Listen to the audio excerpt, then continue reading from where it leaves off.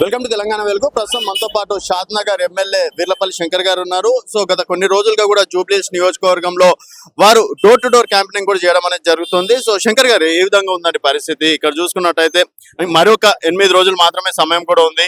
జనాలు ఏమంటున్నారు? ఏ విధంగా ఉంది పరిస్థితి? జూబ్లీహిల్స్ ఉప ఎన్నికలో భాగంగా ఇంటింటి ప్రచారం జరుగుతూ ఉంది. ఇవాళ నవీన్ యాదవ్ అనే వ్యక్తి ఈ ప్రాంతంలో మంచి పేరు ప్రతిష్టలు కలిగే వ్యక్తి. దానికి గాను కాంగ్రెస్ పార్టీ రాష్ట్ర ముఖ్యమంత్రి గారు, పిసిసి అధ్యక్షులు, ఏఐసిసి పెద్దలందరూ కలిసి చూడంగా కాంగ్రెస్ అభ్యర్థి మంచి అభ్యర్థిని ఎంపిక చేయడం జరిగింది. అందులో ఈ రాష్ట్రంలో ఈ రాష్ట్ర ప్రభుత్వం ప్రజలకు సంక్షేమం, అభివృద్ధి కార్యక్రమాలు చేస్తూ ఉన్నారు కాబట్టి ప్రజలు గమనిస్తూ ఉన్నారు. గత 3 సార్లు ఎన్నుకున్న మాగంటి గోపినాథ్ ఇక్కడ సంక్షేమం కానీ అభివృద్ధి కానీ నోచుకోలేదు.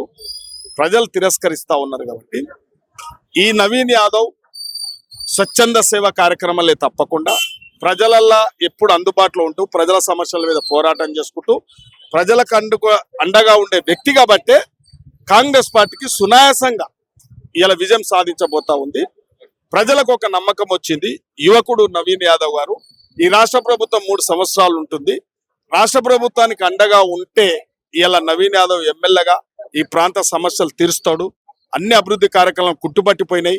నాలనైతేమి, డ్రైనేజ్ అయితేనేమి, రోడ్లు అయితేనేమి, కరెంట్ అయితేనేమి అస్తవ్యస్తంగా ఉంది కాబట్టి ఈ జూబ్లీహిల్స్ పేరుకే గొప్ప, లోపటంత దిప్ప, అందరూ ఉప్పర్ షేర్వాని అందరూ పరిశాన్ అన్నట్టు ఉంది జూబ్లీహిల్స్. కాబట్టి దీనికి సరి అయిన నాయకుడు ఇలా నవీన్ యాదవ్ కాబట్టి ఇలా నవీన్ యాదవ్ యొక్క గెలుపు నల్లేరు మీద నడుస్తూ ఉంది కాబట్టి అత్యధిక మెజార్టీతో కూడా గెలవబోతా ఉన్నాడు.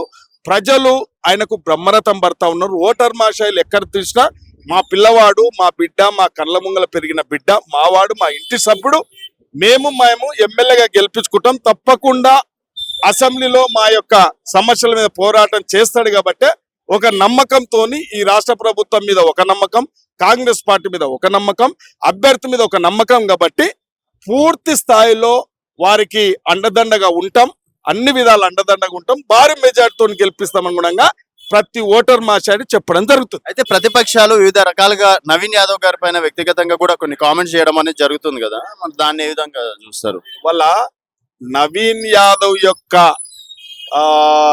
ఓటర్ మాషాయిల ఆశీర్వాదం చూసి వారి యొక్క గెలుపు డిసైడ్ అయిపోయింది కాబట్టి మతి భ్రమించి ఒక కుటుంబం చేస్తున్న అవాకులు చెవాకులు. మరి నవీన్ యాదవ్ చెడ్డోడైతే మీకే లాభం కదా, మీకెందుకు మాట్లాడుతున్నారు అటువంటి విషయాలు?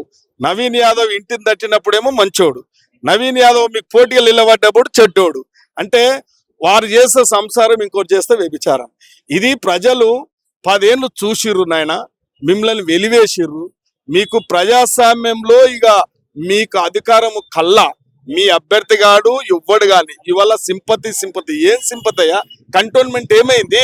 గణేష్ ఇలా ఎమ్మెల్యేగా చూసి అభివృద్ధి చేస్తా ఉండ్రు, అసెంబ్లీలో పోరాటం చేసి కంటోన్మెంట్ డెవలప్ చేసుకుంటుండ్రు. రేపు నవీన్ యాదవ్ గారు కూడా ప్రజా సమస్యల మీద జూబ్లీహిల్స్ ను ఇలా రాజధానిలో ఎక్కడి లేని విధంగా అభివృద్ధి చేయడానికి ఆయన కంకణబద్ధుడు అయి ఉన్నాడు. ప్రజలు కూడా ఆయనను నిజంగా కూడా అత్యధిక మెజార్టీతో గెలవబోతా ఉన్నాడు. నవంబర్ 14న శంకర్ గారు ఇంతే కాన్ఫిడెన్స్ గా మాట్లాడతారా? 100కి 100 పాలు. నేను ఎమ్మెల్యే కాక ముందు గాడు కూడా ఇటువంటి క్వశ్చన్లు వేసినావు. ఏం జరిగింది షాద్దాలో నీకు తెలుసు. నేను చెప్తున్నా కదా, ఒక రాజకీయ అనుభవంతో చెప్తా ఉన్నా, నవీన్ యాదవ్ ఎమ్మెల్యేగా నా పక్కనే కూర్చుంటాడు.